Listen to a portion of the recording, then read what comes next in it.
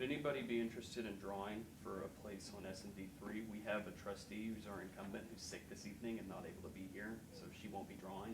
So would anybody like to draw? You're not signing yourself up for anything. Literally anybody can come do it. When are you drawing this?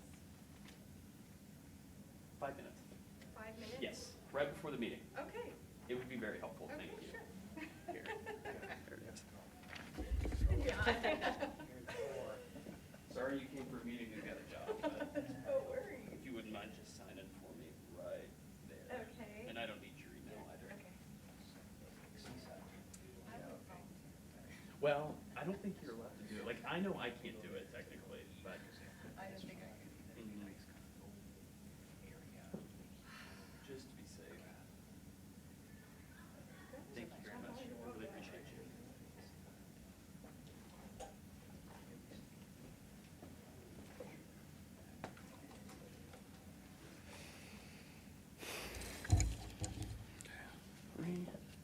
Three, 7, 7. We good?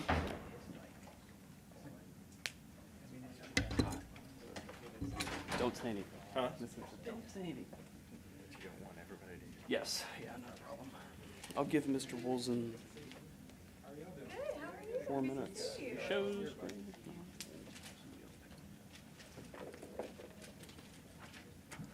got Deb's, you got Lisa's.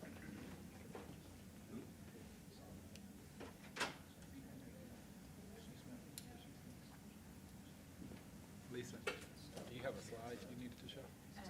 No, there's just the, no, I don't show anything. They Okay, just see, perfect. yeah. Sorry, I'm getting your second. Or Jorge. Okay.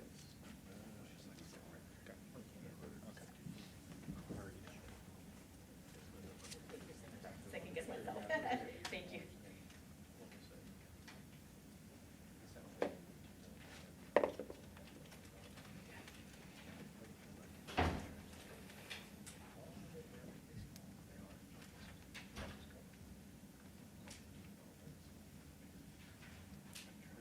Yep. Once again, keep this quick.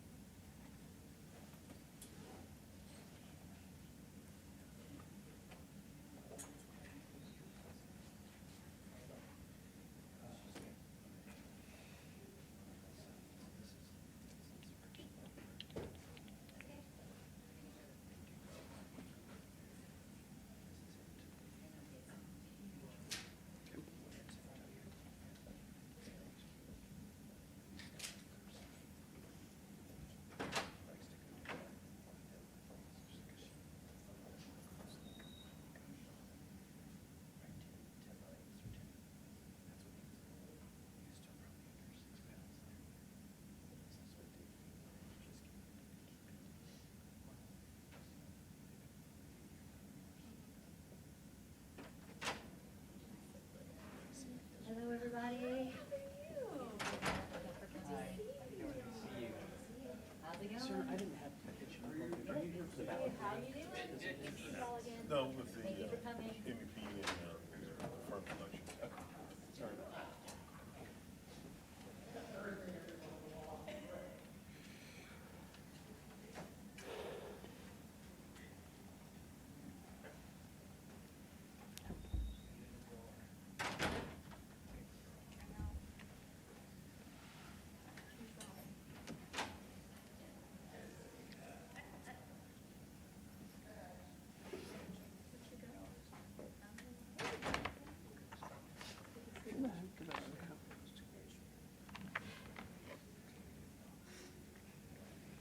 All right, candidates, we are at 5:15, so we're going to go ahead and get started, if that's okay, just to make sure we're not infringing on the meeting. For everybody else in the room, we're doing the ballot draw very quickly for the NEISD Board election coming up, so if you'll just bear with us for a second. My first thought is we have a candidate who is not here this evening. Is there anybody who'd be willing to draw for me for a Mr. Mike Woolson in S&D 3? You're not signing up for anything, I promise. You're just going to be drawing a piece of paper. Perfect. Thank you very much. Yeah. Here. You just just have to sign this for me real quick, just to say that you're going to do it. I promise you're not signing it.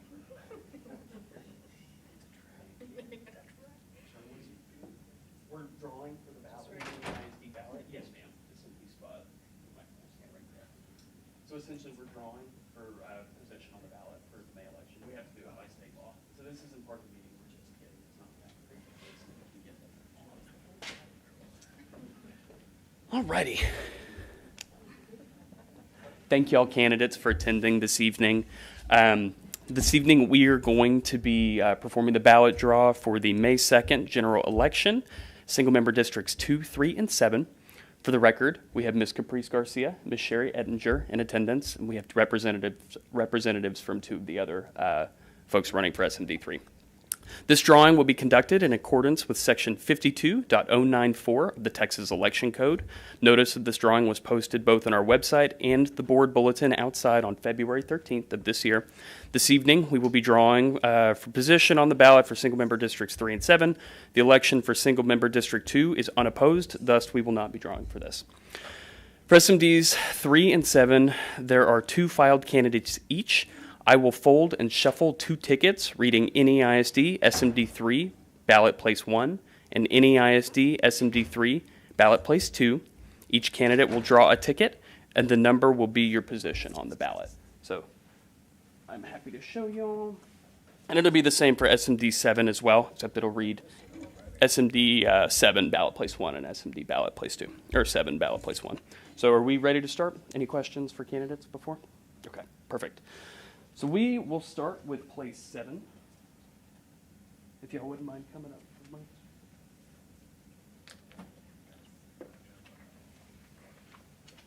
These are what they look like, just to show, right? I'm going to fold these up real quick. And would you like to select first or you select first?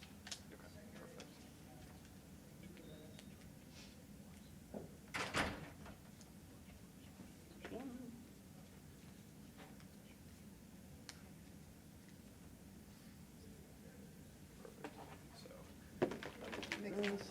I will mix it up as good as I can. All righty. There we go.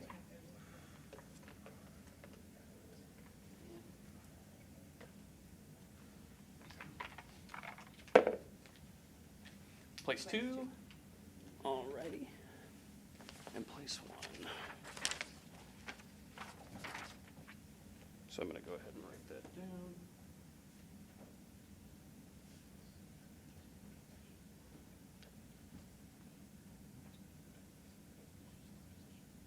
The handwriting will look better on the official form. But just to confirm, that's correct? Mm-hmm. Okay, perfect. I will go ahead and take those from y'all. Best of luck. Thank you for coming. Alrighty, now we're going to do the same for place 3. So if the 2 volunteers will come up, and I really appreciate you doing this. Thank you.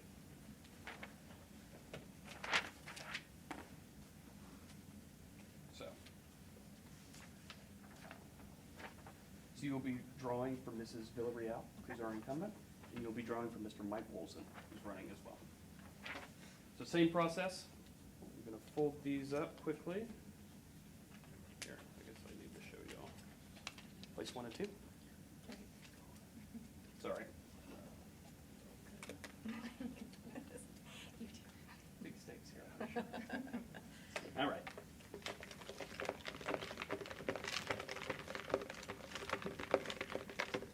Perfect.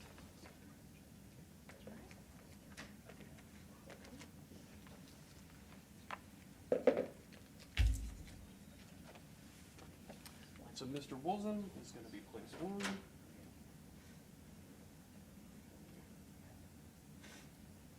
And Ms. Villarreal. And just to make sure, that is correct, right? All righty. Thank you all very much. Yes, thank you. Thank you. Of course. All right. So I'm going to read into the record very quickly the results. In SMD 3 for the May 2nd general election, the ballot order will be Mike A. Wolzen first, Diane Skiba Villarreal will be second. On SMD 7 on the ballot, Ms. Sherry Ettinger will be 1, Ms. Caprice Garcia will be 2. Thank you all.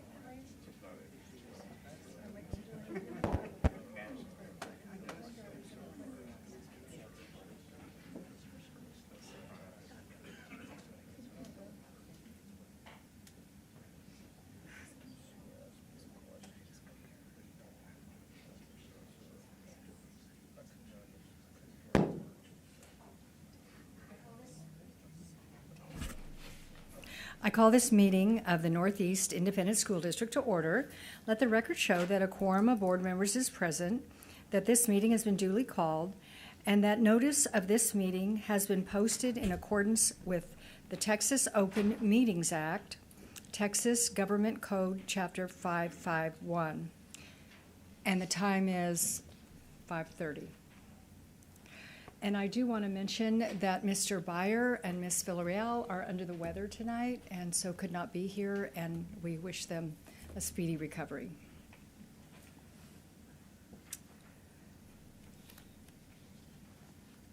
So at this time, we'll have a presentation from our audit department, Lisa Shoesmith.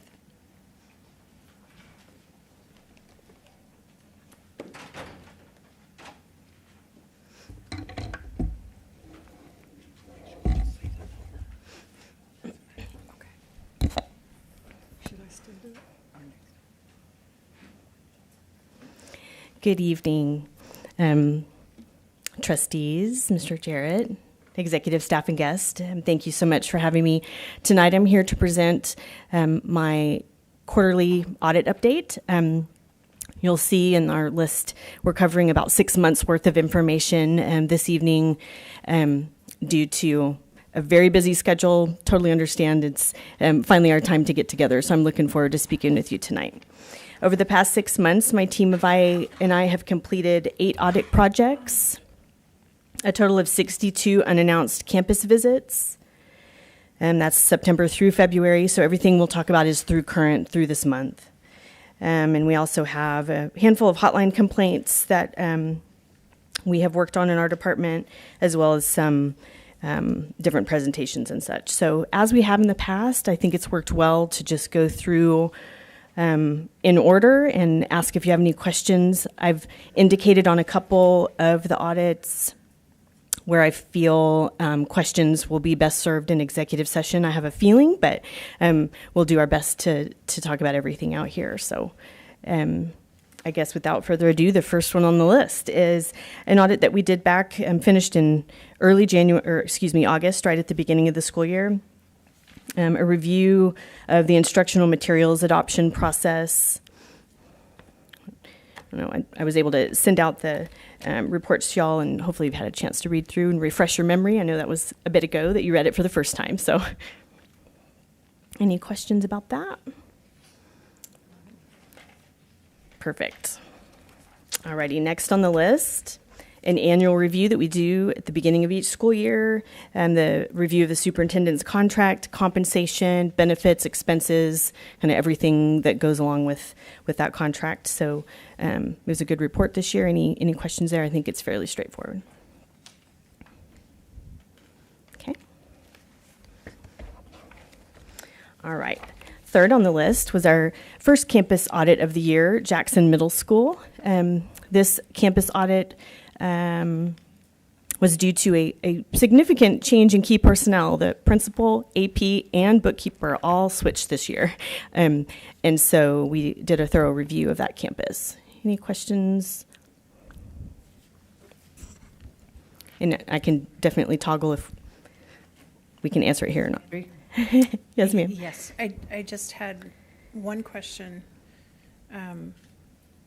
on the findings page where it says the one name assigned as a sponsor to accounts with a balance of was not located in the staff directory.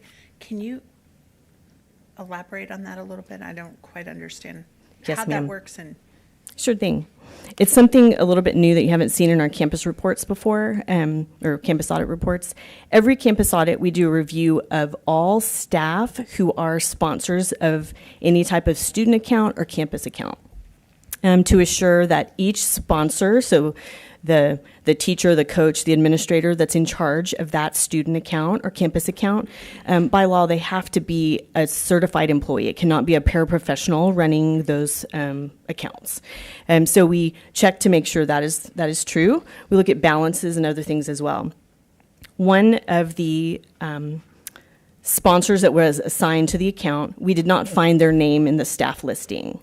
And it happens sometimes, especially at the beginning of a school year. teachers may retire or move to a different campus, or the sponsor changes, and possibly the bookkeeper has not updated that list yet.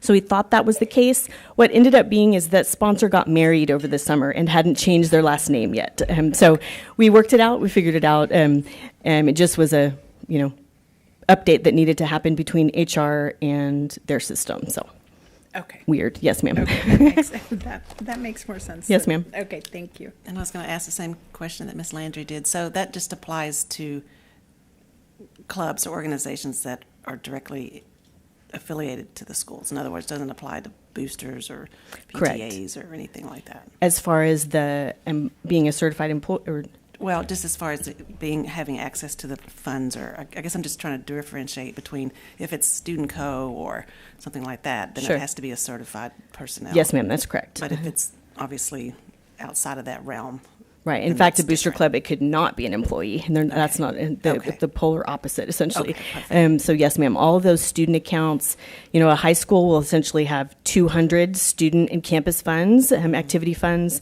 StuCo, PALS, and then on the campus side is parking, ID cards, the general account for the principal. And every one of those accounts to be managed, it's has to be a certified employee. Typically, it's a teacher who is the sponsor of that club. The administrators kind of share the wealth between those campus type funds like parking and ID and things like that. So yes, we just make sure every now and then one kind of slips through the crack, and there may be, like, ideally, obviously, we don't want the bookkeeper as the keeper of the money. That negates that dual control that is so necessary in separation of duties. okay, thank you. Yes, ma'am. Any other questions about Jackson? I'll say it's a new staff there, and just I can easily say here that because this was a bit ago, I did some follow-up work just to anticipate if you were curious if things, recommendations have been followed and things are looking better, and they are. I reviewed their deposits. Everything is timely, and checks are being cut frequently. Approvals are there. So a lot of those, most of those findings there, I'm seeing great improvement even over in the 6-month time frame this year. So it's looking good.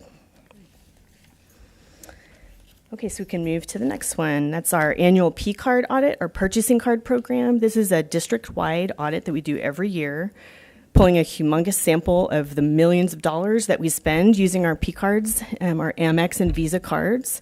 And we get down in the nitty-gritty on those transactions and confirm that everything's up to par. So any questions there? Sometimes we have some questions back in the back on this area. Sometimes we talk about it out here.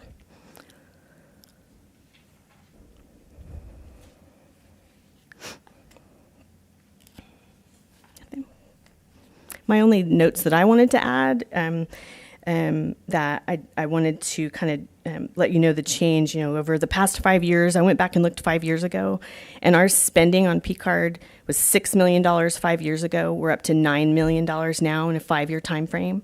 And the number of transactions have grown by 13,000 transactions. We're close to 40,000 transactions using our P-Card. It is our number one method of procurement as far as just the volume. Obviously, we have large purchase orders and things like that happen as well. But it is a massive program that serves us well, and it's grown significantly over the years. So I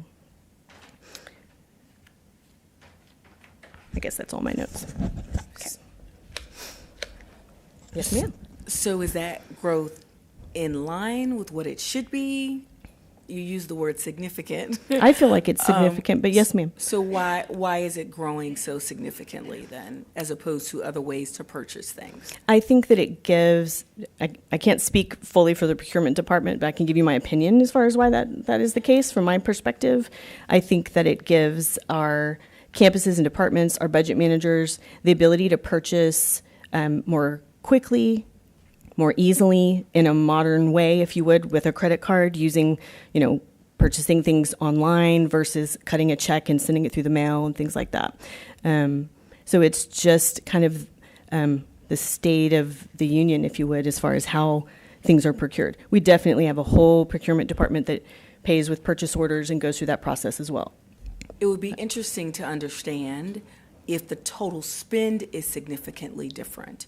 Are we just transferring the method by which we purchase? Or are we actually spending more because we have the freedom to do so? I'd be interested to know the answer to that. I'd like to I don't know if chime Susie in could real say. Yeah. One of the things that we've done over the last 5 years, probably even longer over that time frame, those cards are locked down to particular vendors. And so you can only spend them, they'll get declined if that vendor is not on our approved vendor list. And so that's a select number of vendors that we're willing to let those cards be used at. And as we get more and more comfortable or we build a better relationship with that vendor, we keep adding vendors to the list. But it's a progression, and we're very careful with that. But as we add more vendors, that transfers the purchase from a purchase order to the P card. And so we've been able to do that over the years by transitioning additional vendors to the approved list to use the cards for. Does that make sense? So we're swapping one payment method for another. We're not adding to the payments, how much we're spending.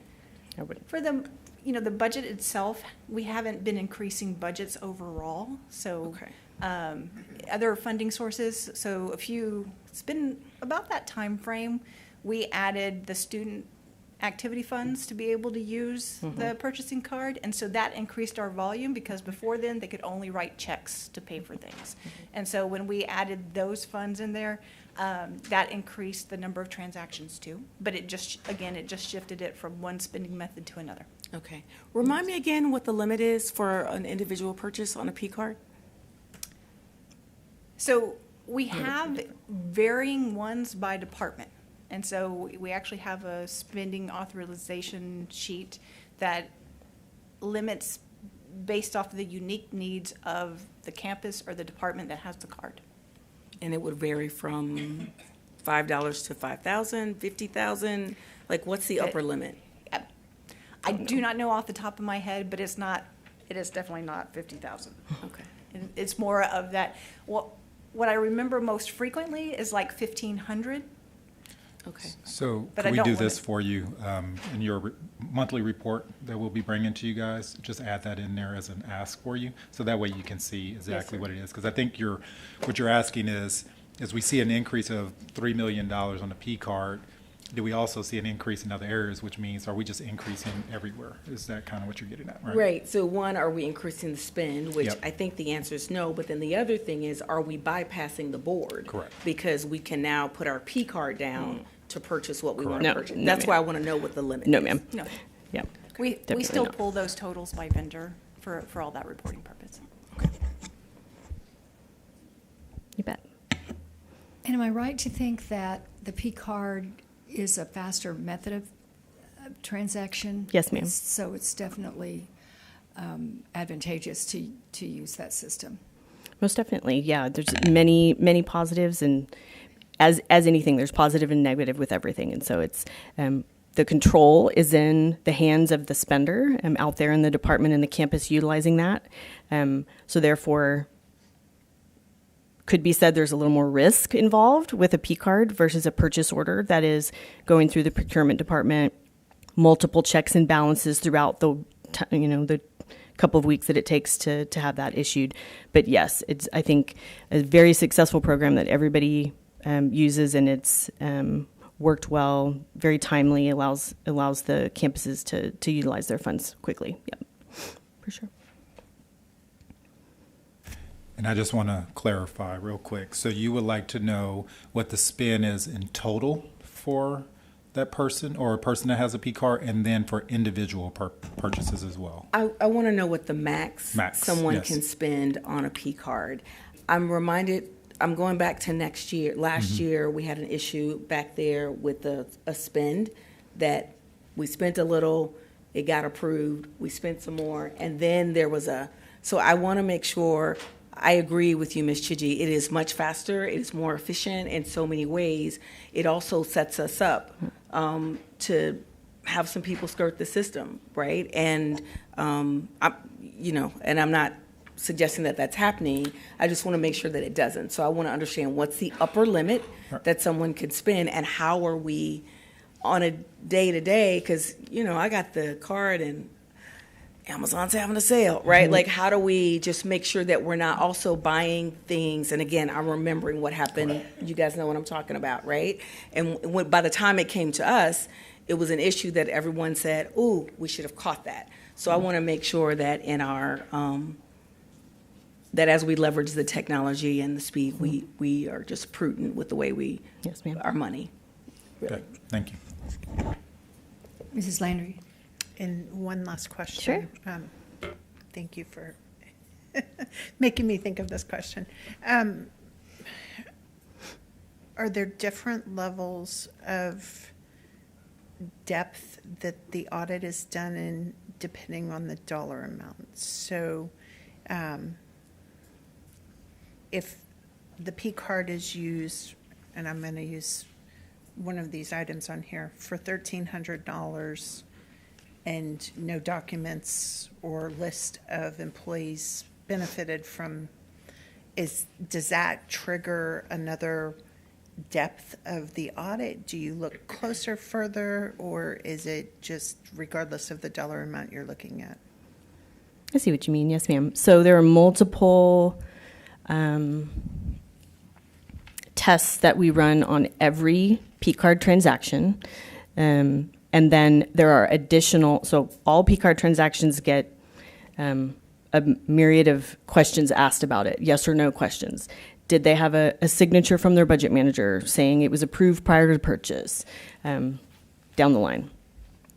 Depending on the dollar amount of the purchase, yes, there are additional forms that are required at certain points. So if the dollar amount is at a certain point, we also ensure that that form was signed, and that's so there are levels of requirements regarding that. We audit to what the criteria and rules require.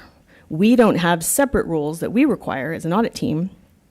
We just look at what are our procurement guidelines, what does the P card manual dictate, and we ensure that the documentation matches what's required.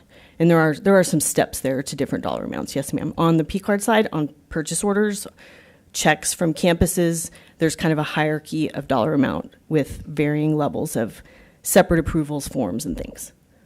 Does that kind of answer it? I think so. And then I'm just wondering, and I don't know if Mr. Jarrett, this is a question for you. Well, and I guess that we've kind of seen that where if there's one person particular involved in multiple missing documents or employees, then that's kind of something that is separate on the report, right? You kind of put that in, I think, to what Ms. Tracy was saying. If those outliers come up, yes, ma'am, sometimes they bubble up, if you would. And so we make note of that. And I think sometimes those things move over into more of a management or training issue. If it's a single person, like why are there so many errors with this one department or campus versus a broad, multiple campuses and departments having the same error. But yes, so do the best we can to, I think you've noticed all our reports, we don't name anybody by name. We try to keep it campus level or position, but everything that we do in audit goes through executive staff for review before it comes to you, and they have the ability to use the data that's here. They can debrief with me about more details if they need it, and then they can use that to manage as they see fit. So I'm sure that's happening behind the scenes more than I know. Yes, Gotcha. ma'am. Yes, ma'am. Okay. Okay, thank you so much. Next one is our aquatics review. Happy to answer what I can out here. I think it's best suited to talk about details about this in executive session, but we can definitely try it.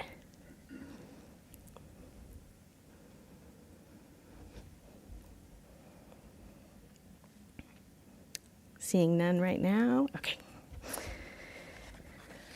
Next up, Reagan High School campus audit. This just completed. Now we're getting to our more recent reviews. This was a key personnel review or change. We had a bookkeeper change at Reagan High School, and we just completed that review. Any questions you have here? There's some things I think may need to be discussed in private, but most of it I think we could talk about here.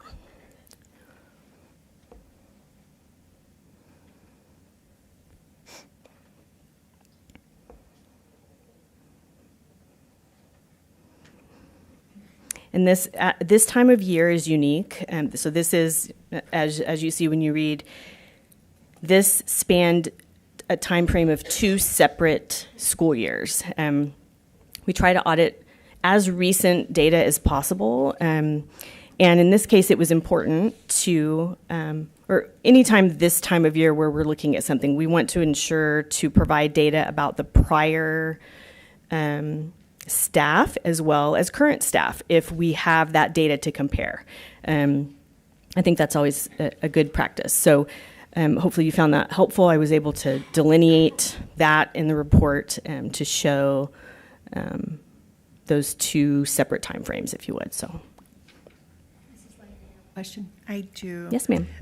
So on this one in particular, and it looks like it's more on the prior bookkeeper than the current bookkeeper, and maybe that's a transfer of knowledge on the current bookkeeper, but it looked like from the sample size and the percentage of findings, those were really high considering.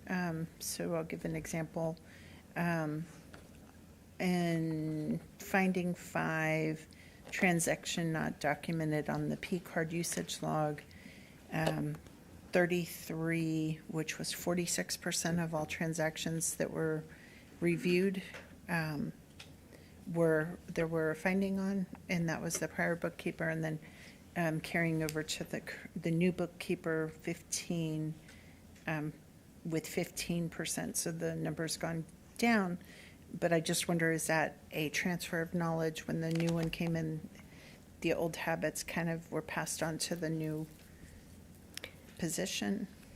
I'm trying to be mindful of, but I can Maybe answer that's it. I can answer it. Okay. No, it was not a transfer of information. This is a new bookkeeper that did not learn or work from the prior bookkeeper. So they're starting fresh. Okay. Is that Yes, answer? that helps. And then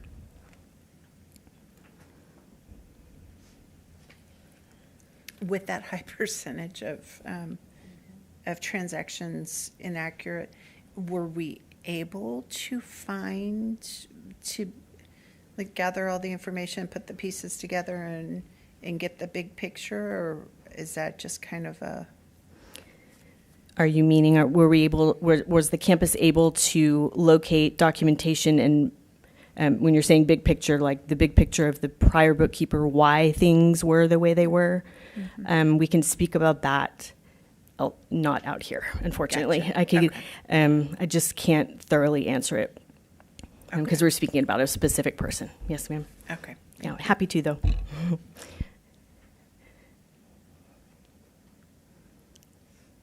Anything else? Okay.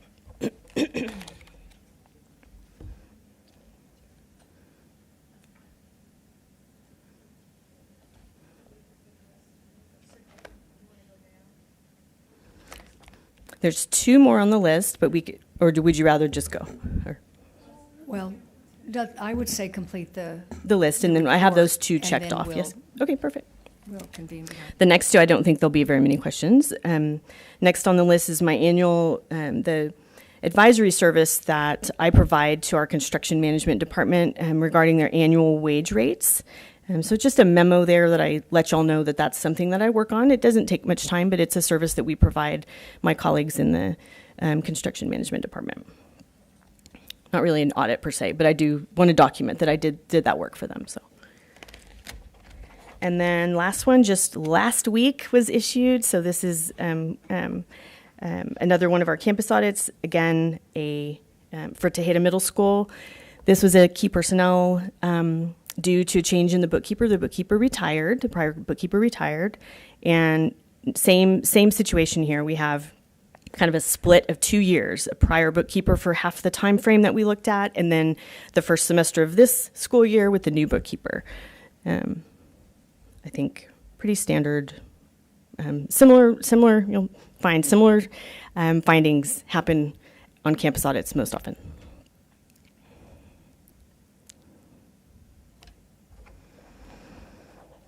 Okay, so no questions with that. That's the reports, and we can speak about a couple in the back. Just to kind of finish out the list, you'll have those colorful memos that I started to put out this year, or charts that I've received nice feedback. I think you're finding it helpful, I hope. So again, my audit technician is a busy little one, and she is out pounding the pavement, has gone to 62 of our campuses so far. She only has 8 elementary schools left, I think, and just a handful. And so I am happy to talk about some trends because I have 6 months of data. If you'd like me to I did a little bit of just trends to kind of sum it up for you. It's hard to see on all these big squares, I know. But I'll give you my trends and my analysis, and then I'm happy to answer any questions that come from that. So those six months from September through February, that's a total of 36 elementary schools, 12 middle schools, 7 high schools, 7 magnets. So, and she does a really good job of popping all around, hitting, different clusters. She tries to really scatter and make it fair as she's out and about. Of those 62 campuses, or let me first say, this year, because it's year 2, we tweaked what we're looking at, some of our questions. We added some questions and research into our visits. And our first month, we gave everybody August off. We just let them get the school year started. September, we went to the bookkeepers that we had the most concerns with their visit last year. So we chose them first. They were scattered throughout the year, but we have that list of those that we were most concerned. They needed our visit first, so we went there. And then month 2 in October, we chose to then go to all the new bookkeepers. They've only been there a couple of months. They were like 3 months in, but with very kind, helpful heart, my technician was out there and would spend hours really speaking with everybody and picking their brain, answering their questions. And so I felt that was a good strategy. The rest have been just kind of random after that. And of these 62 visits, 35% of those have been a bookkeeper a year or less. We have a pretty new crew of bookkeepers, and still have some to go, and there are some that are 17 years, 25 years. I mean, it's a wide range. When I'm done at the end of the year, I always kind of give you that breakdown. But again, we hit some new ones early, so a little heavy on that percentage there, but I found that interesting. And the major things of all these columns here, essentially we do our questionnaire, we ask them a variety of questions about their job, we do an inventory of their safe, itemize everything in there, count everything, count any money that's open that anybody can get into. That's essentially in a zipper or unsealed that somebody could get into who's not supposed to. And then the thing we added this year, prior to our visits, my technician does a deep dive into the campus DocuWare. That's our record retention software where we scan and store everything, financial and human resources documents, tons of things.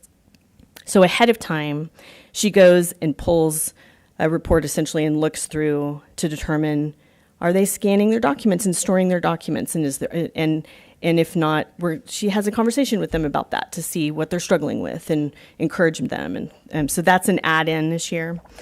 Of those columns, I just kind of did some hash marks added up the 62 visits, and untimely storage in DocuWare is kind of my terminology, is the highest volume of finding that we see there. Again, it's not the biggest, most important thing that people do by any means, but it is a common thing that I think in general people struggle with. And it was spread out. I did kind of looked between the 0 and 30 days all the way up to 90 days until they scan and store their documents. And the errors fell, or those with difficulty were 0 to 2 year bookkeepers, all the way, some greater than, they'd been a bookkeeper greater than 5 years, and they're still having trouble.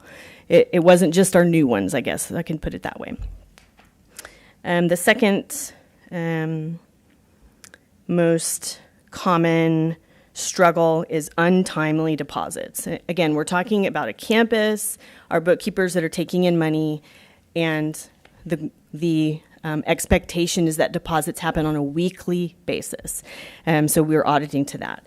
And again, a clear or a dispersed amount of new ones as well as older that are struggling in some way. So those are kind of the two big ones. And then additionally, just some atypical items in safes. We're still, I'm kind of, my team and I are pretty protective, and we feel like we're wanting to help those bookkeepers not have things that maybe don't need to be in the safe. They could be elsewhere secured on campus. So you kind of noted some of those here or there. Not the biggest item, but that's my overall summary of those six months of pages. Hopefully that if you had any questions, maybe those were things that were coming up. Okay. So at this time, we're going to adjourn to executive session, and the time is 6:02.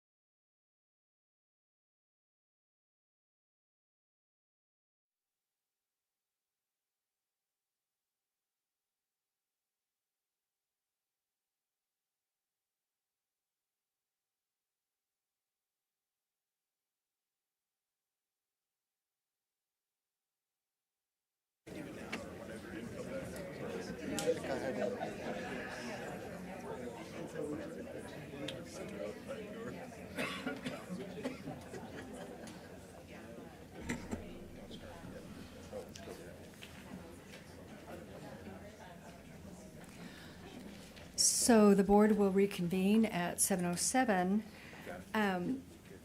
If there are no objections, we are going to reverse the order of item 5 and 6. So we'll take 6 now and go back to 5, if that's okay.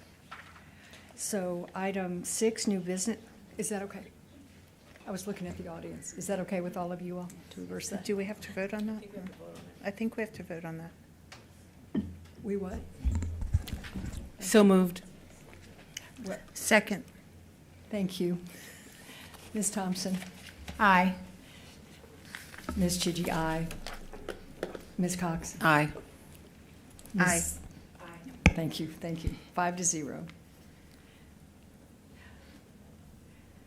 Okay, so item 6 is new business for possible board action. A, operations, discussion and possible action regarding 2025 bond implementation schedule and project procurement methods. And the presenter is Mrs. Caldwell. Thank you, Vice President Chidgey, members of the board, Mr. Jarrett, executive staff, and guests. This first item tonight is to take possible action on our implementation schedule and the procurement methods for the projects. Voters in Northeast ISD approved Bond 2025 in November, and there are hundreds of projects. And so tonight we're bringing you some items for your consideration. So the schedule is the first thing up. Just as a reminder that there were 7 priorities in scheduling, starting first with safety, urgency, code compliance, going down toward cost, procurement, feasibility, and schedule efficiency. That is the methodology in which the schedule was created. I'm going to turn it over to Jorge Cabello to go through the scheduling process. Board policy in Texas Education Code 44, Chapter 44, and Texas Government Code 2269. Jorge, your microphone may not be on. Can you hear me now? There we go. Excellent, thank you. As part of the Texas Educational Code, Chapter 44, and the Government Code, Chapter 2269, and Board Policy CV Legal provides vehicles for implementing the bond program that I'm bringing for your consideration. So part of this agenda item tonight is to establish procurement methods. The procurement method that we're recommending is the competitive seal proposal, one of several. And this is the life cycle of a competitive seal proposal. As you can see in red is board action that is required in certain milestones of the project. Competitive seal proposals is one vehicle that we're going to be utilizing very effectively during our 2025 bond program. We'll be bringing to you at the schematic design level for board approval, permission to go out for bids when the architects and engineers put together the construction documents, awarding a construction contract, and also final acceptance on step 9. Another method to procure projects in our 2025 bond program is the design-build method. Very similar. It's a different vehicle that we're going to effectively use. In the design-build method, we are hiring the construction construction manager or the contractor, and they will be hiring the design team. So we're hiring one entity, the actual contractor, and they will be be responsible for the design component. But nonetheless, we will bring to you for your consideration and approval at those different milestones stated on the screen. Another effective method is the CMR, Construction Management at Risk. Very similar. All these procurement methods, they have their pros and cons. They're all very effective methods, but they're all designed, created specifically for a particular type of project. In this type of projects where you use the construction manager at risk is for projects that are on occupied campuses, that are older, more experienced facilities. So each method has its pros and cons. So I'll be making recommendations on which projects it's best to use either the conventional method, the design build, or the construction management at risk. But nonetheless, we'll be bringing to you for your approval at different milestones during the life cycle of the project. Before you, I provide you a handout, and the handout provides the project listing. As you well know, the actual 2025 bond program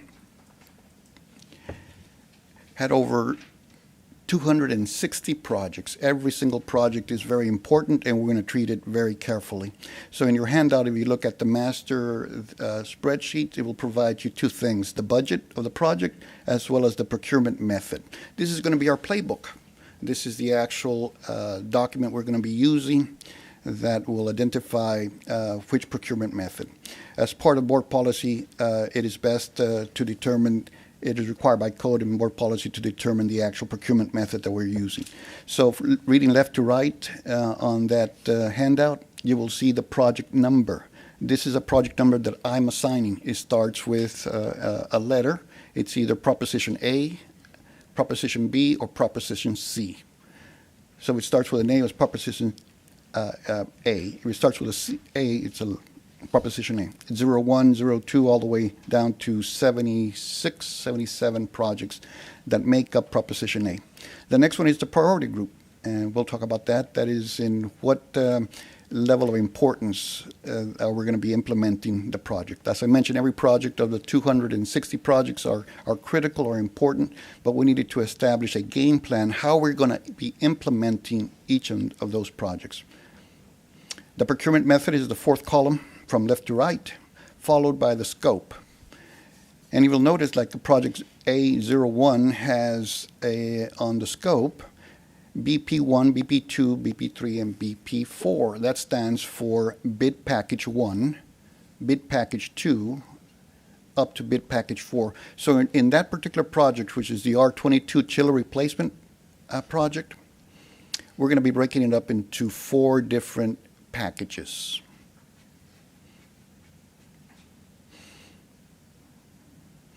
The last page of the handout summarizes our 2025 bond program, page 13, and that will tell you our 2025 bond program is for $482,990,000. Actual construction dollars is $457,873,530.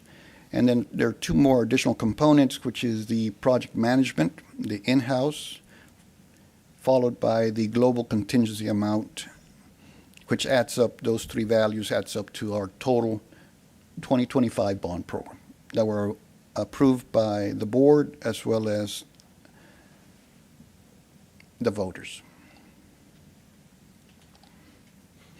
Also in your handout that I provided to you is the actual schedule, the master schedule. It's what you see up on the screen, and I provided to you an actual 3-page handout. This is looking at our 2025 bond program from 30,000 feet up, giving us a total representation, illustration of the actual each project. Every single project, with the exception what I have excluded are the technology projects, because I'm still waiting to meet with our executive director of technology. But as soon as she comes on board, we will discuss and develop an implementation schedule of all the technology projects. But nonetheless, I have listed and provided to you for your consideration, and this is going to be our playbook. This is going to be very effective on how we're going to implement every single project. Moving from left to right provides the project number, the priority group, the procurement method, the scope of the project. And I provided a vertical red line, and that line will be moving slowly, progressively from left to right as the project develops. As you will notice that it has all our 5-year bond program, starting in 2026, going all the way up to 2030. Anything in blue indicates that it is in the planning stage. In orange is the actual procurement, where we sit down and negotiate with the design consultants and develop contracts. In the green phase, it is the actual schematic design phase. Anything in red is where I will come to you for approval. And in purple, it identifies the actual construction phasing, and in light purple is the actual warranty phase. And this is important to note because we do not want to stumble over ourselves. There's board action that is required. I need to come to you, and it's important that I don't overwhelm not just yourselves, but the design team and the project architects, because there needs to be a steady progression. We need to develop a cadence, and we need to have a steady progression of when a project goes from one milestone to the next milestone.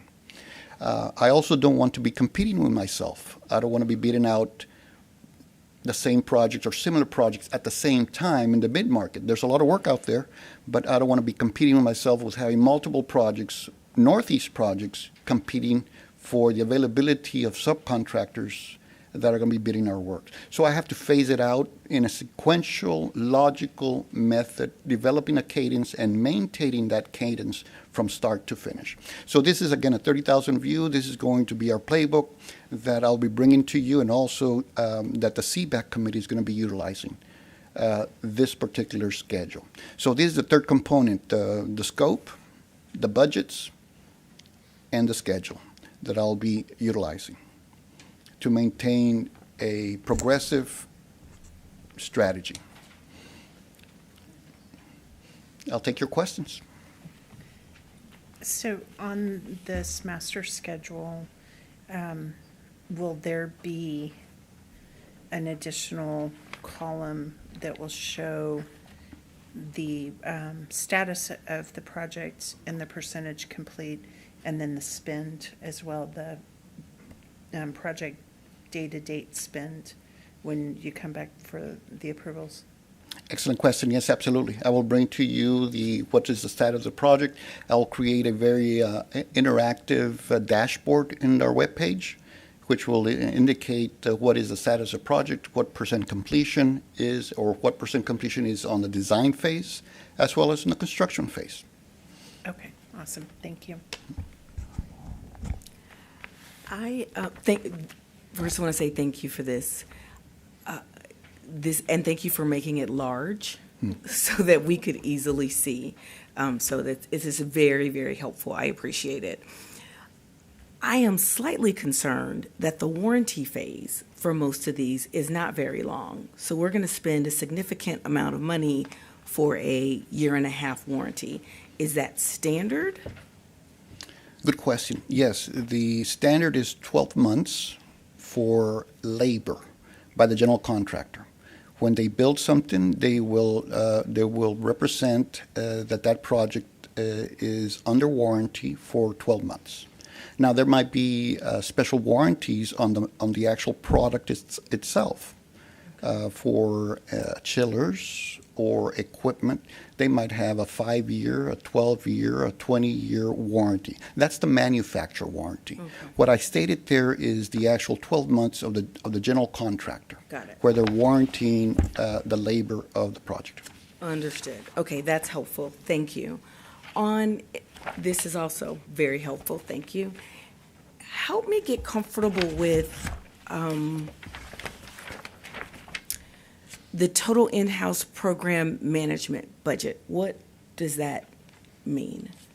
That means the actual department, the in-house department, the construction management and engineering department that's going to be managing the implementation of the bond program. That's my salary. So, and I need you to be paid. I just want to make sure I understand. So what this says to me is we're taking $11 million from the bond, and we're going to put it into the general fund, into where, so that we can pay him and he can keep giving us these great reports. He has his own special fund. Okay. Where we track those salaries and those expenses. And then when those are done, we take them and allocate them to the projects and capitalize them as part of the projects, because the planning and the management of the projects are part of the cost of creating those assets. That's an excellent answer. Thank you. And once the bond is complete, what happens to his salary? In the past, we've actually reduced the size of the department. So there is always still engineering-related work across the district that is a sophisticated project that might be a little bit more than a routine maintenance project, but actually does require some construction. So we always have some department on hand that's paid out of the general fund. But bond-funded positions The 10 years that we went without a bond, we greatly reduced the size of that department because we did not need to continue as large of a workforce fulfilling bond programs. That warranty work that he talked about that goes on past a bond program, you do need some staff to help with that piece. But we do reduce that department because it is bond funded, and when there isn't a bond, there isn't work. Okay, so what I heard from what you said is that we're going to hire people as a result of this because he doesn't go anywhere, bond or no bond. So you're saying that with this $11 million, we're actually going to hire people on your team? Absolutely. I need a staff. Okay. And then help me understand the total global program contingency.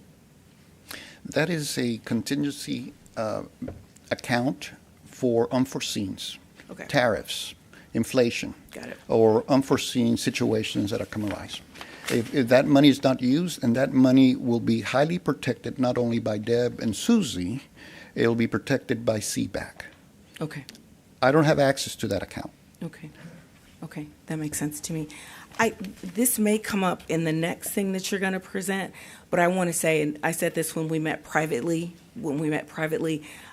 I recognize, I lost my note, the idea of the design phase or what is it, design? Procurement methods?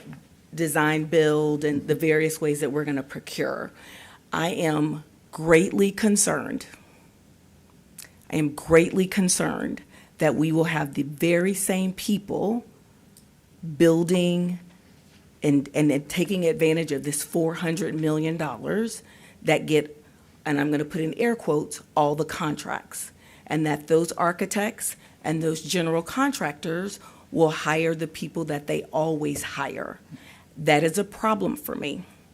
My district struggled with voting for this bond, in part because the money does not flow to the community, right? And so as we pick our architect and I talked to Ms. Thompson about this as well, as we pick the people who work on this, it is important to me and it is incumbent that they look beyond the traditional group of folks so that they're giving other people an opportunity to these taxpayer dollars that we are all putting the bill in for.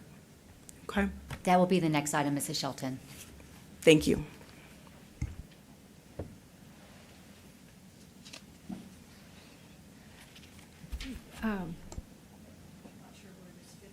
It's in here, but when does the CBAC committee come in? At what point? We actually have already had our first CBAC meeting. I just sent them, they voted on the cadence of the schedule they'd like to have, and I just sent them the schedule all the way through December. So they, at this point, will meet monthly to review items and staff recommendations before they come to you. Okay, thank you. No, any further discussion? Seeing none, the district recommends that the Board of Trustees approve the proposed 5-year implementation schedule and associated procurement method assignments for the projects identified in the 2025 bond program. Is there a motion to approve the recommendation? So moved. Is there a second? Second. Was that Mrs. Cox? Yes, ma'am. Thank you. So, Ms. Thompson? Aye. Ms. Chigi, aye. Ms. Cox? Aye. Ms. Landry? Aye. And Ms. Shelton? Aye. 5-0 vote. Thank you very much. Moving on to item 2. A, Operations 2, possible action regarding consideration and approval of architectural and engineering firms for the 2025 bond program. Again, I call on Ms. Caldwell. Thank you. So who will be doing the work of that schedule and procurement methods that you all just approved in those projects? So tonight we are bringing to you recommendations from RFQ 0326. So back in the fall, you gave us permission to put that RFQ on the streets. We published that in the Express News. We also contacted through our procurement software, Ironwave. Anybody who had registered as an architect or engineer received notification of that RFQ being open.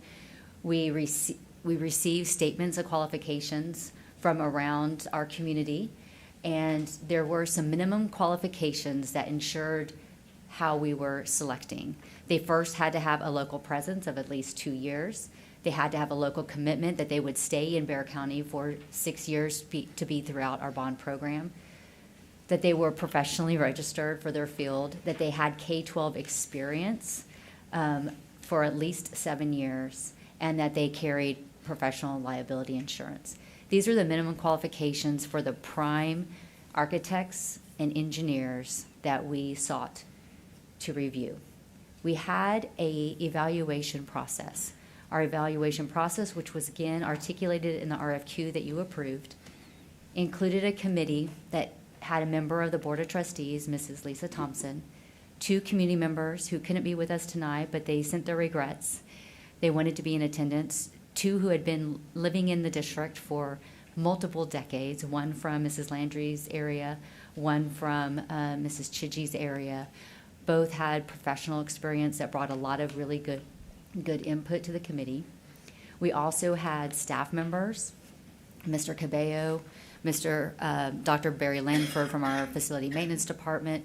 Veronica Binder was our financial representative. She's our accounting manager, and myself also served on that committee.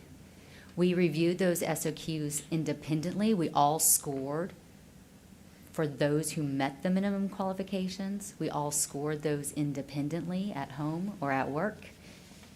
And then those top scoring SOQs were invited to an interview phase. We held 30 interviews over several weeks where we brought in those firms and they had the opportunity to earn additional points. So that evaluation process was done independently and together as a committee. How they were evaluated is here on the screen. Again, this was in the RFQ that you approved. This is what went out to everybody so they knew how they were going to be scored and what our expectations were. This was the first 60 points that they could earn prior to being invited to an interview. And then in the interview, there was another 40 points available based off of the criteria on the screen. And again, this was all part of the RFQ process.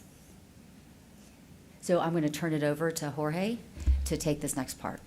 Absolutely. Thank you, Deb. We did conducted interviews for prime architectural firms, and the committee has elected the architectural firms that are listed on the screen.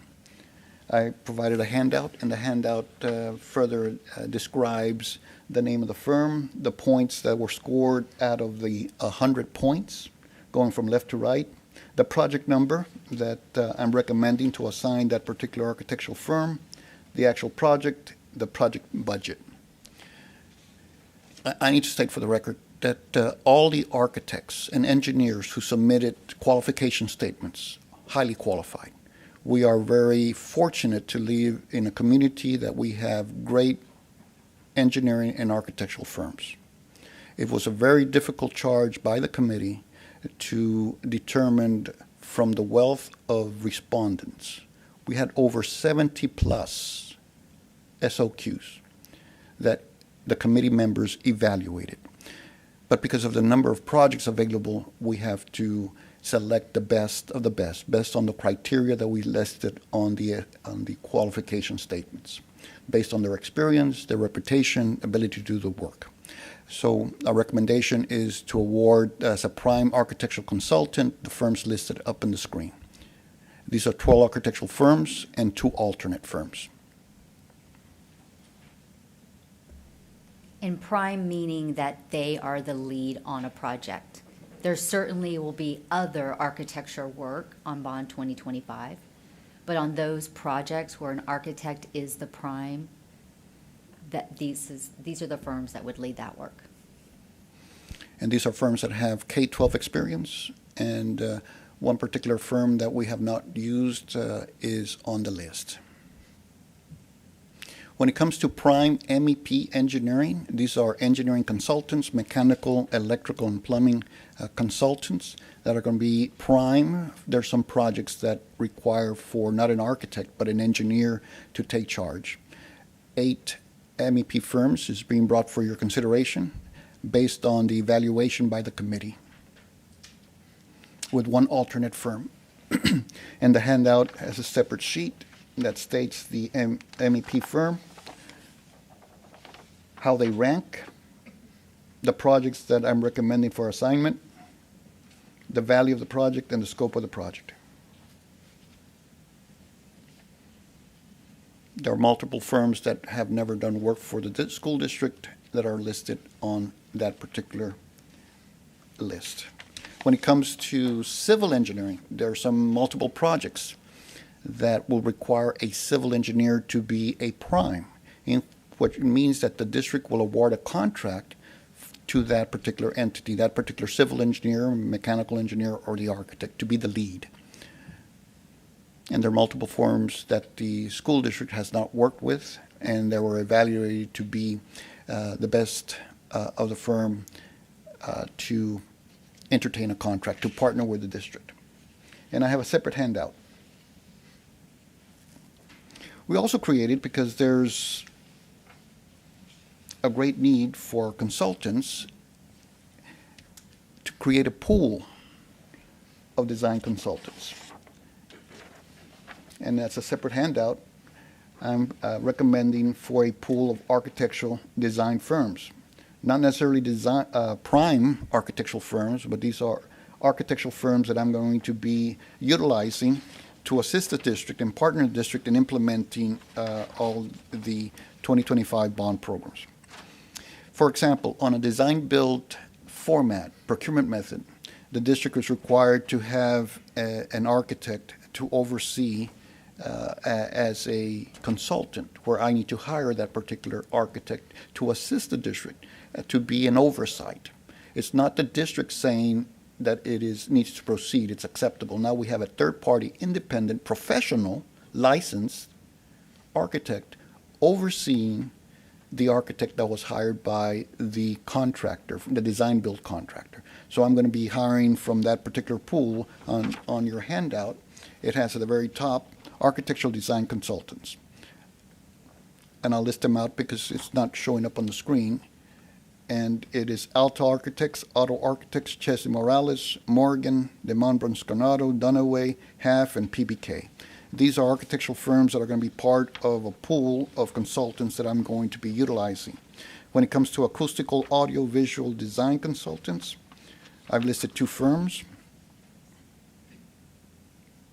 For civil engineering, I've listed 3 additional firms, MEP, so on and so forth. These are consultants that are very critical in the implementation, in the design process and construction process of a project, where I'll be utilizing and hiring one or multiple of those consultants in the design of the project.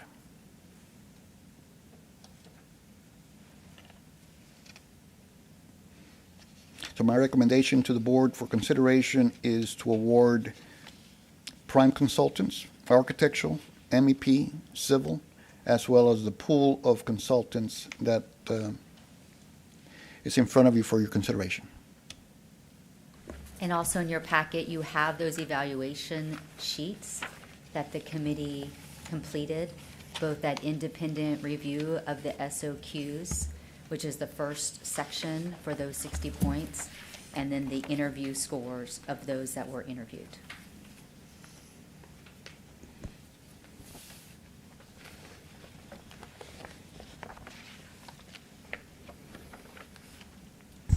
So HALF has the privilege of being an architectural design consultant, land surveyor consultant, a plan review design consultant, a structural engineering design consultant, a landscape architect consultant, and they are the prime for our MEP engineering firm. They do all of that? Some architectural companies, some entities have multidiscipline firms. And there was no one else on this list that could have sat in one of these spots? Again, spreading the wealth of this $400 million of taxpayer dollars that people are nervous is going to go to the same people that always get the money. And I'm looking at this list, and what I'm hoping is going to happen next is you're going to talk to me about my primary concern from when we met about how we're going to ensure that the folks that we make our primes are going to spread the wealth throughout our community. Everybody on this sheet, the score sheet, is who responded to the SOQ for the request for qualifications. And so you can see as you go down through here, for example, you can see half responded to multiple disciplines, as Jorge had mentioned, and some disciplines may have only had one respondent. So the request for qualifications covered the different disciplines, and one firm could respond to multiple disciplines within the same SOQ that they completed. And so you will see on there that some disciplines had a large group, 30, who responded, and some disciplines had one. And Ms. Shelton, I will say it was really upon those companies to prove to us that they were capable of this many disciplines. I mean, if they said that they could do, HVAC and plumbing kind of go together, but if they said they could do architecture and HVAC, I mean, they really had to demonstrate how that was possible. Who did they have in their company that was able to get this work done or to do this? So. Thank you. And I guess it concerns me that one company could be in so many spots when there are all these other folks that could be a consultant, because this is the consultant page, right? Correct. This is the page where you're going to lean on them, kind of maybe have a backup. And so that is concerning to me. And you and I have talked a lot, and so I understand the effort that you went through, and I appreciate that. So I don't want you to think that I don't, period, full stop, okay? The question that has not been answered for me is, what are we going to do to make sure that the people that we put as the head are reaching beyond what they normally reach into, so that the dollars get spread out within the community? So our job is to bring the best qualified for the investment to you all as a recommendation. And so that's what we have tonight, is that committee's evaluation of the best qualified for Bond 2025. When it comes to subcontractors who will work on the projects, which I think is what your question is right now, that will be determined in that contract phase when we are actually working with whoever is awarded the project to award the contract for the work. So help me understand what that looks like. What could that look like for us? We could ask that they have a thorough evaluation process of local talent. But again, they're going to pick the best qualified as well. Just as we had those minimum qualifications, such as 7 years of experience, local office, that eliminated some firms. That eliminates some firms. But we're seeking that for the best representation of our taxpayer dollars to ensure that we're awarding the best qualified. With the folks who get the contracts, we could ask them to look at a wide pool of talent in San Antonio, but they're going to have their evaluation criteria as well to find that best qualified. I struggle with the term could versus will, and it does not make me inclined to vote for what's in front of us. Appreciate the work, Lisa, I really do. I do not feel like we are, and I go back to when I asked the people in my district why we did not vote for this. And one of those reasons is well, of course, they thought it was going to raise their tax dollars, which it doesn't, but I'm going to pay these taxes, and none of this money is going to trickle. You're going to work on Roosevelt, but the people that live in SMD2 are not going to be able to work on the Roosevelt chiller, for example. And so I struggle without us as a district saying, oh yeah, we're gonna ask them to hold them accountable to say you need to reach into the community and spread this $400 million around. So I thank you. I will continue to push this because I feel like I'm probably going to be the only no vote tonight. So as we go forward, this is a hot point for me because it's a hot point for my community. Ms. Sheldon, if I may. So if I hear you correctly, you're concerned. So one of the things is twofold, is the process and how the decision was made, okay? So that was the rubric. And I think your concern is, okay, you have the primary engineer and company, but how are we going to make sure that some of the subcontractors are being also allocated within the communities that they are serving, correct? Correct.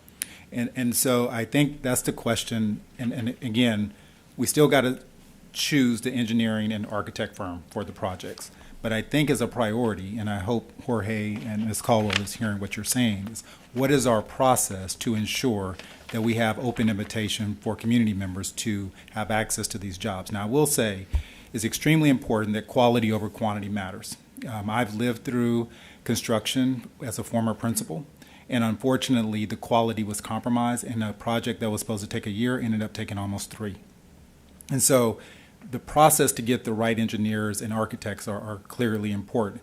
But I completely understand what you're saying. We should not be outsourcing our projects beyond Northeast when we have talent right here. And so I think it's just important that everyone is hearing your voice as you're saying that and include that in their decision-making body. Because the way you get to 7 years of experience, the way you get to I've worked on a school project, is someone lets you work on a school project. Right? I mean, that's the issue that our kids are having now. They get out of college and you're not qualified enough to do this, but you can't can't work at the pizzeria because you got a degree, but you can't work as a marketing person because you don't have enough experience. We will never have more folks if we don't give people an opportunity. And I agree, because it's my taxpayer dollars, so I do want quality over quantity, but I have been around long enough to see that we call who we know. We call who we like. And that limits the pool of people, and it makes it more difficult for other folks to get the experience they need so that they can be the prime the next time. And this was my question to you guys when we met. It was my concern then. I probably had the same voice tone when we were talking. And it remains my concern. It remains my concern. Yeah, we definitely, again, appreciate you being an advocate for your community and for this district. Again, we will be happy to work with the folks who are awarded projects to talk through that contracting process and what that looks like.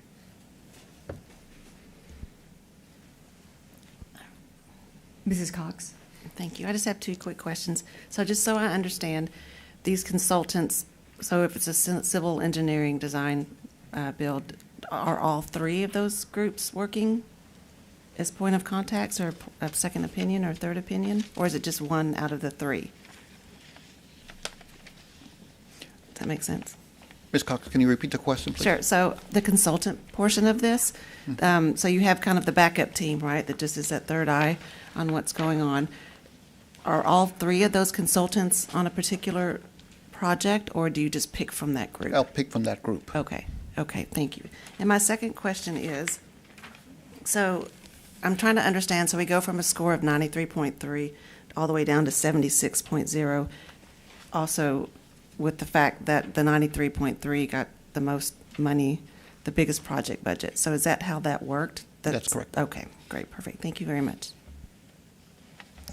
And I do want to put this out there, that the RFQ went to everyone. I mean, anyone who had I guess is it Ion Wave? Anyone who's registered with Ion Wave, they were able to submit. There were minimum qualifications, and that is important to us because Northeast does have a quality standard. We have a tradition of excellence. Those are important things to us. And so this is the people's money, and we do need to make sure that we do it right, better than right, the first time. So. And Ms. Thompson, to your point, don't we have different, I don't know what the right word is, but conditions or specifications because we are a public entity, different than maybe like a residential Right, well, build. and at the beginning, I don't know if the folks watching knew this, but at the beginning of this bond cycle, part of our training was sitting down and learning all of the laws and guiding policies and things that what we follow when we do a bond process. So just making sure that all the facility standards are met, construction standards are met, how we're going to execute it. That was our training at the beginning. And then we went into this interview process. Well, we scored independently, and I wanted to point that out. Ms. Caldwell said that, which is important to know that as each of the committee members were scoring, we had the SOQ in hand, and I see so many of your faces out here now. The work that was put into those SOQs by companies to deeply answer our questions, you can tell that people were very thoughtful, and we appreciate that. And as committee members, we sat and reread, and we independently scored everybody, so it wasn't me saying, you know, Ms. Chidgey, what'd you think of XYZ? It was completely an independent evaluation. And I think that the members of the audience who did come and have interviews, would likely say it was a unique interview. They probably answered questions that they've never been asked before. We really wanted to get a feel for their understanding of our district and of the projects that we were asking them to do, their problem-solving abilities, their, you know, how they delivered news to the community, because inevitably there will be hiccups. How are they going to work with our community? And we also really wanted to know their investment in our community. How are they going to help our kids when these bond projects are gone? Are they going to come to our CTE programs and, you know, work with our kiddos and help them as future HVAC technicians or whatever they go into? So it was a great, I learned a lot from you all. Thank you in the past month. I would like to pick it back up what Deb mentioned in regards to hiring qualified, experienced entities. This is bond project work. In regards to your concern, I am a proponent 100% to use local talent, especially talent within our district at Northeast. In addition to bond projects, we have M&O projects where I need to hire an architect. In that architectural firm, I will work with any firm that does not necessarily have 7 years experience for them to gain experience, to your point. And I agree. And I'm looking for architects, I'm looking for engineers, I'm looking for consultants that will not necessarily have the experience to compete for bond work, but they have experience to do M&O work by board policy, anything over $50,000. If it's renovation work, I need to hire an architect. If it's a new construction, anything over $100,000, I need to hire an architect. So I will work with architectural firms from any of within the school district boundaries that wants to get the experience, wants to get the foot in the door, if you will, to work for the district and get experience, to showcase their talent so that they can become a regular consultant that will participate in future bond programs. So that's one way to answer your question. That's one way I see of implementing a strategy to bring in new talents working in M&O projects that are just as important to the district and just as critical. Yeah, and I appreciate that. And I don't know any of the people out here who are maybe on this list, and I appreciate them coming and putting their things forward. We have got to grow people. We fight for companies to take our kids so that our kids can grow. Those small businesses, they can't grow unless they get an opportunity. This is a $400 million opportunity that they're paying for. And so I appreciate that we're going to do M&O. I would like will versus would or could, because we have to be deliberate. It's our money, right? It's the bond money that we got to pay back, or of the people that we have to pay back, right? We're responsible for it. So we need to be deliberate in those conversations with the people who are the big guys, and they know what to do, and they can be a land surveyor and an MEP and a civil engineer and a, right? That's great. But they started with a tool belt, right? And they knocked on a door and somebody let them in, And then somebody gave them the next job and the next job. And that's how they now can have all those disciplines. And if we shut people out, we will always have the same folks. And then when they die off or retire or whatever, we got a deficit, right? It's bad for everybody. So that's where I stand. And I'm obviously very passionate about it. And I will stop talking now. So I'd like to just put my 2 cents in. Having opened 2 schools in this district as the principal, the quality of your contractors and your engineers and your architects, we cannot be getting people that are getting their feet wet or getting their feet in the door. These are our children.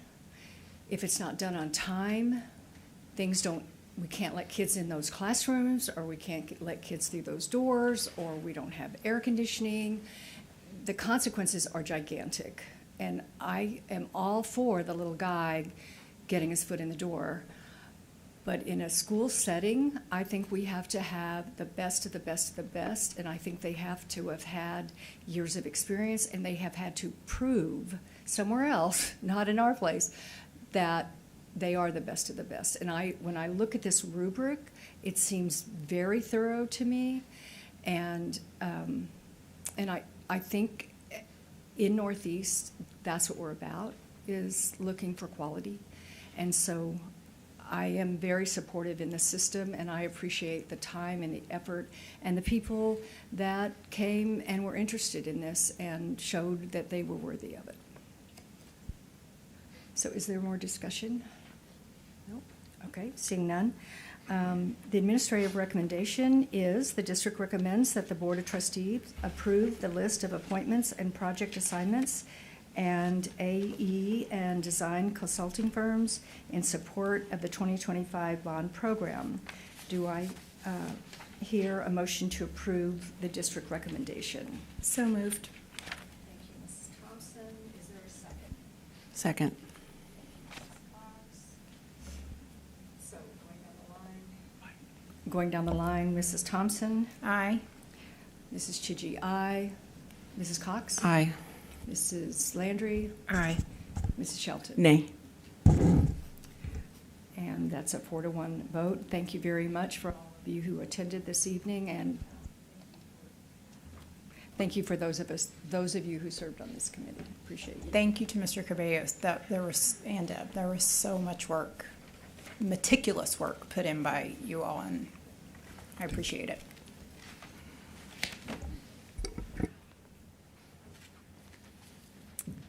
So now we'll go back to item 5, board business. A, discussion and possible action regarding board policy FNCE. And Mrs. Shelton, would you like to open the discussion as you put it on the agenda? And I do want to make a note before we go on. We are not obligated to make a motion on this tonight. It can be just discussion. It's up to us. So, Ms. Shelton? I need a minute.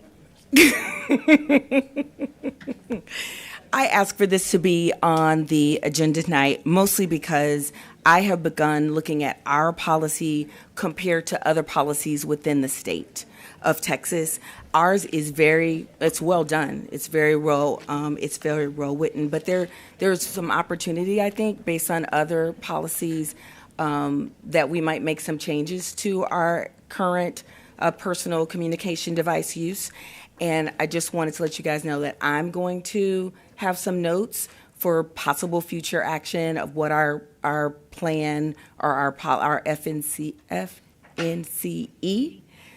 could look like, and while in the next month or so. And I would encourage you all, as you look, TASB has all the other policies for all the other districts across the state on their website to see what other folks are doing. So that's what I'm doing, and why I wanted to just bring it forward, because I will have recommendations for our policy at a future board meeting.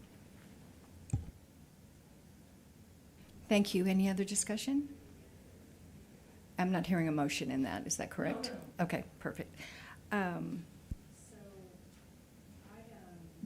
Item 7, and I guess 8 in that. There's nothing for this item, so we move to item 9, adjournment at 7:51.